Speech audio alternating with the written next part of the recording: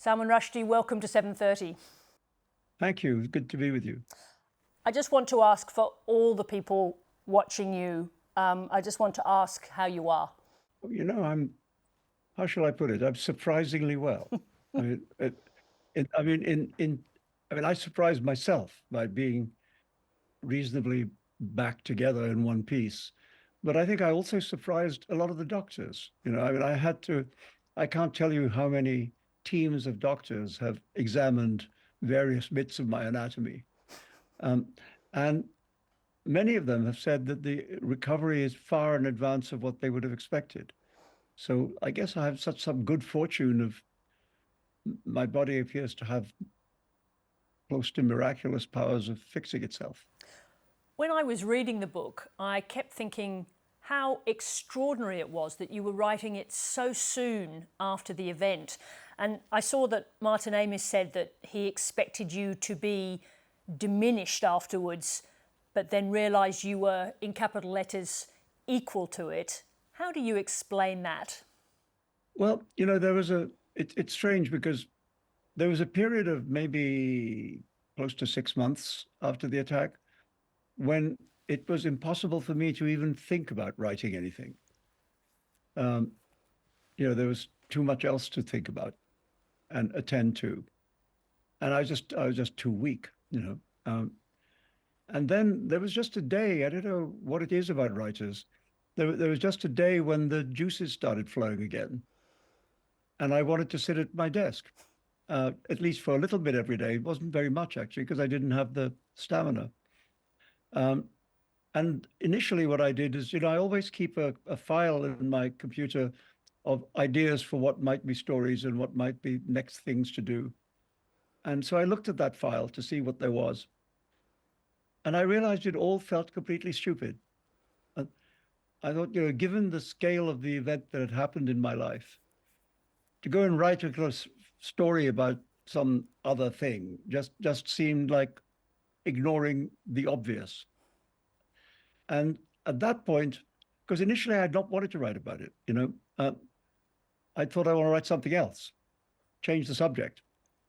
And then when I realized I couldn't write anything else, again, like a switch flipped in my head, and I thought, okay, then I'm going to damn well do this. Let's go to the event itself. You're sitting on stage at Chautauqua. The introductions have just been made. What did you see next? We had just literally started the event and settled down in our seats, my interlocutor, Henry Rees, and myself. And that we had been briefly introduced to the crowd.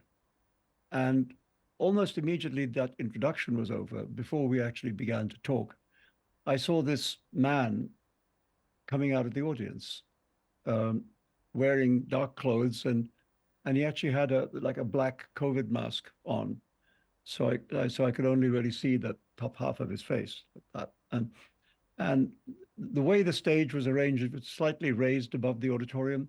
So I was sitting to the right of the stage, and to my right, there was a small flight of steps, like 4 steps down to the audience level. And he just suddenly sprinted up the steps and rushed at me and hit me very hard over here on the as I thought, just on my jaw.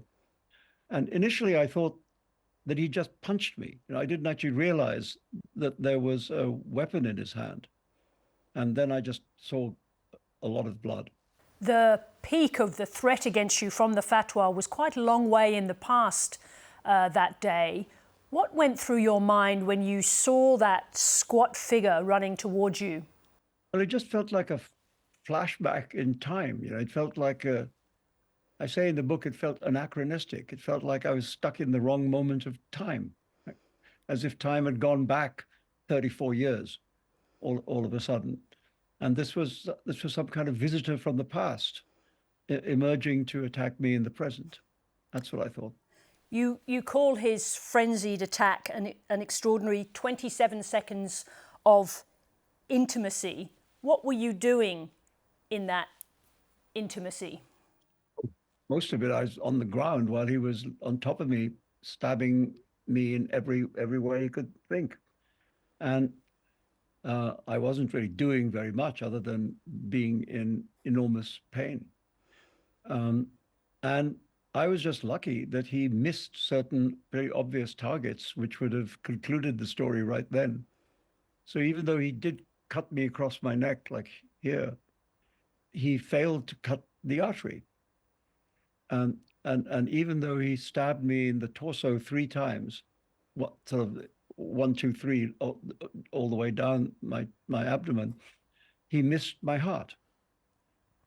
And maybe the most important miss of all, actually the worst injury clearly was the injury in my right eye, um, which the knife went quite deep. It went as deep as the optic nerve, which is why there's no way of saving the eyesight. But what it didn't do was go the 1 millimeter further, which would have hit the brain. And so I was really lucky in that there's no brain injury. So at least in that sense, I can still be myself. I just want to ask you about your eye, because you said that it was the most frightening thing. What is it that you were so afraid of? Well, initially, I mean, after the injury, it was very, very badly swollen, and so it was bulging out of my head.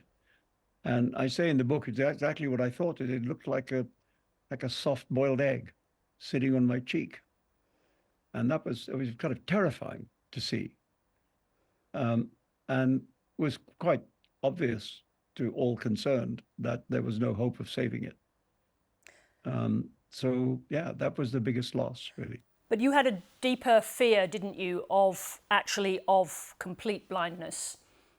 Well, yeah, I've had a lifetime kind of, I've always thought blindness would be the worst thing in the world. I mean, I could probably do without hearing even, I could do without touch or taste, but I don't think, and maybe even scent, but I don't think I could do without eyesight. So it was always a fear of mine, and then it, at least half came true. Just to go back to the period leading up to the event at Chautauqua. Now, 2 nights before, you had a premonition, a dream of being attacked by a man with a spear in a Roman amphitheatre. It was disturbing enough, you write, to make you not want to go. Did it shake your long-held disbelief in the supernatural? Well, I mean, a little bit, because I was really quite badly spooked by the dream. And it's one of those dreams that sort of sticks with you, and so even when I was waking up the next morning, it was still very vividly in my head.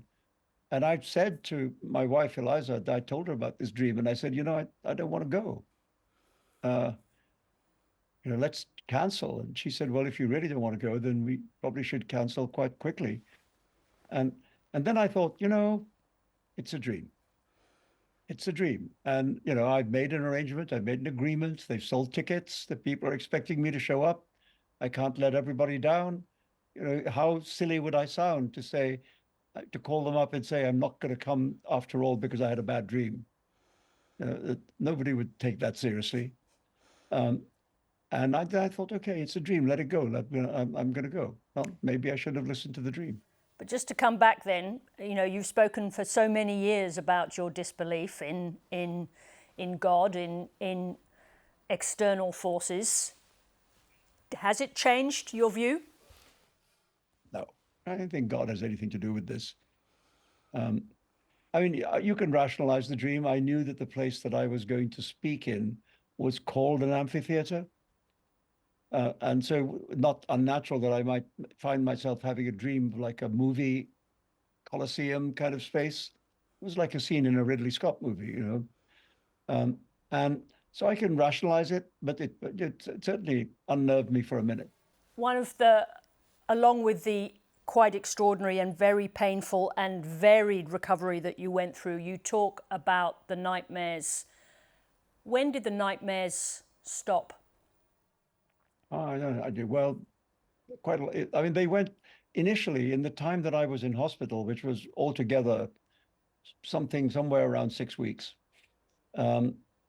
They were constant. They were constant. They were, every night. And I was lucky that hospital beds have sides, uh, because otherwise, because I was tossing about in the bed so much that I would probably have fallen out. Um, so in the hospital, it was very bad. The moment I got out of a hospital environment into a sort of kind of nicer home environment, it began to ease off. There's something magical about being at home, which just helps the spirit. I remember coming through the door of my house and shutting the door, and I immediately felt like 200% better. And the dreams began to fade away. And I now actually I can't remember the last time I had one. It's been quite a while. Just to talk about your attacker, you don't name him in the book. You call him A for assassin or ass. You try to make him, you treat him with indifference. You try to make him irrelevant. But then you decide to stage a conversation with him. Why did you do that? Well, what I wanted was to him to explain what feels to me like a kind of absence in the narrative. Because, this is a very young man. At the time of the attack, he was only 24. And he had no previous record. He had no criminal record. He was not on any terrorism watch list. Nobody was keeping an eye on him. He was just a young New Jersey guy.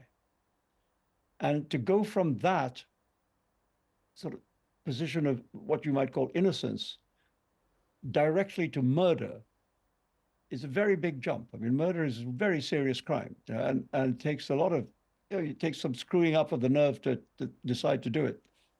And yet he, by his own admission, knew almost nothing about me. He said that he'd read something like 2 pages of something I'd written, which I have no idea what 2 pages they were, or indeed if they were by me, because there's all kind of garbage on the internet. And he'd seen a couple of YouTube videos.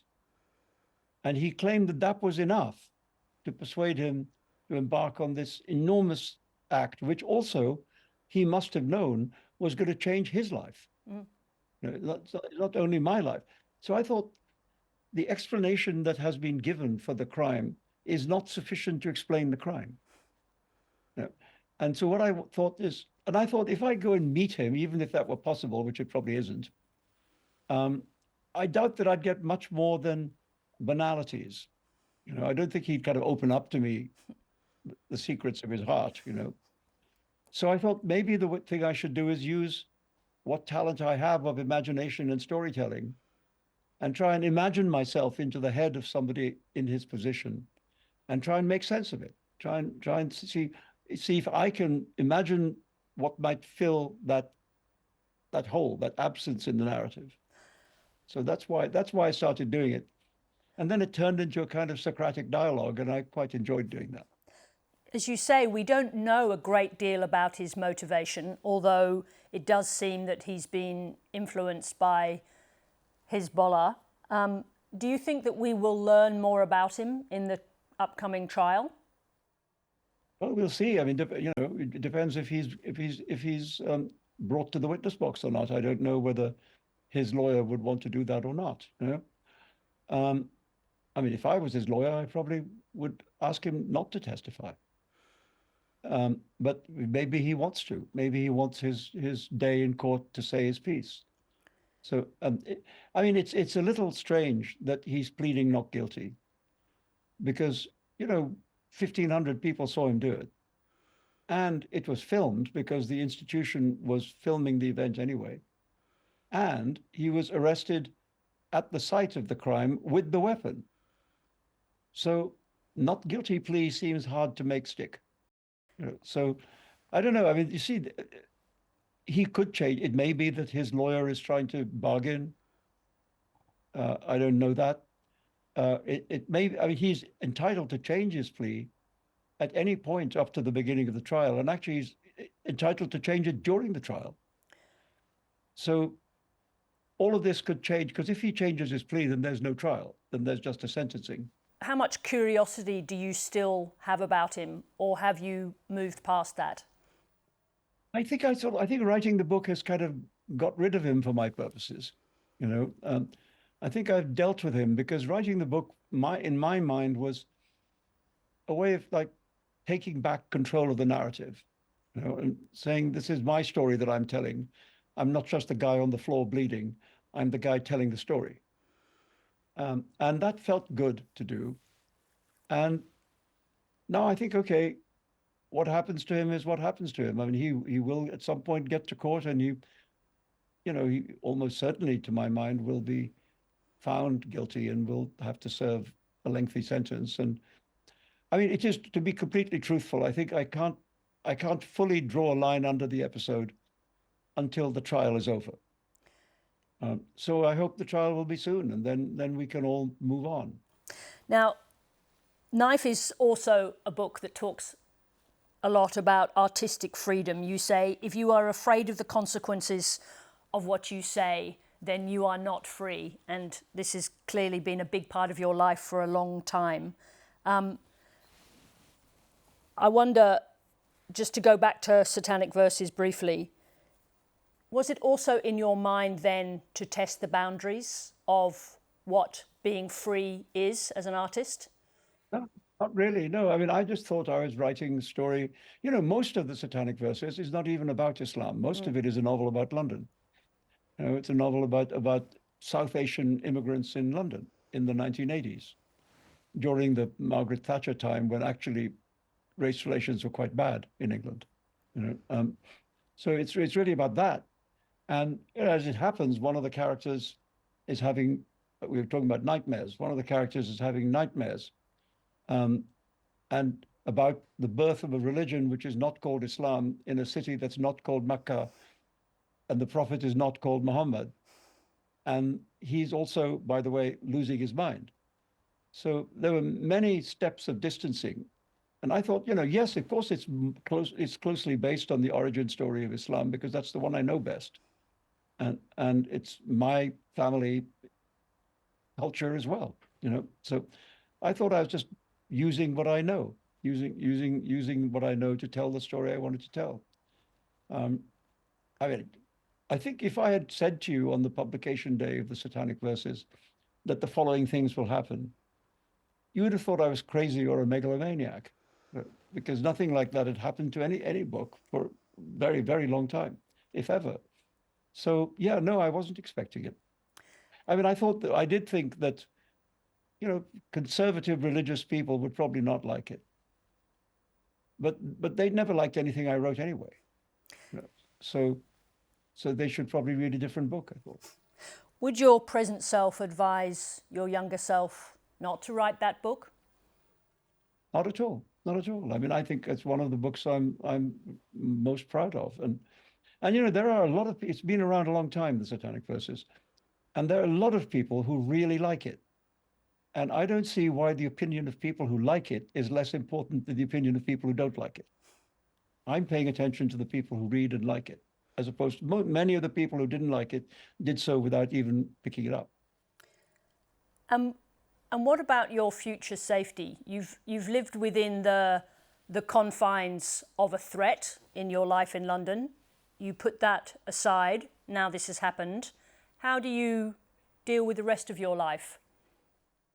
We have to be a bit more careful, and I mean, I don't think television is the place to discuss security arrangements. No. But there are security arrangements now, and I mean, I certainly have no intention of allowing anything like this to happen again. But I also have no intention of living my life in a cage. So you have to balance the two things. You've spent a lot of time in your career speaking out against censorship in all forms. Is it a writer's duty to take sides in moments of significance? Not necessarily. I don't believe in setting rules for writers. There are many sort of first-rank writers who prefer to live in a private space and not to engage with whatever the topic of the moment might be. And I think you have to absolutely respect an artist's right to do that if that's what serves his art.